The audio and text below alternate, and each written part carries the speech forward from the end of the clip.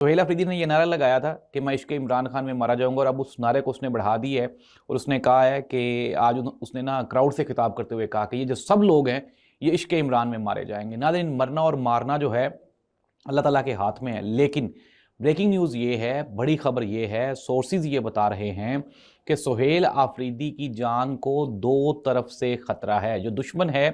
وہ نقاب لگائے بیٹھا ہے اور کسی بھی وقت سہیل آفریدی کو خطرہ ہو سکتا ہے۔ یہ ایجنسیز کی رپورٹ ہے، میں آپ کو بڑی خبر دے رہا ہوں، اور سہیل آفریدی کو چاہیے کہ اپنی سیکیورٹی کے اوپر بالکل بھی کوئی کمپرومائز نہ کریں۔ ایک طرف سے تو انٹرنل خطرہ ہے، اور دوسرا میں آپ کو یہ بتا رہا ہوں خطرہ کس سے ہے۔ آپ کائنڈلی غلط نہ سمجھ آئیے گا اس کو، کہ پاکستان کی فوج اور پاکستان کے ادارے پاکستان کے ساتھ بڑے لائل ہیں، وفادار ہیں، لیکن میں آپ کو یہ رپورٹس کی ایجنسیز کی خبر بتا رہا ہوں کہ سہیل آفریدی کو افغانستان اور ٹی ٹی پی ان لوگوں سے خطرہ ہے، اور خدا نہ خواستہ وہ یہ جانتے ہیں کہ اگر سہیل آفریدی کو کچھ ہو گیا تو کے پی کے میں جو حالات ہیں وہ کشیدہ ہو جائیں گے۔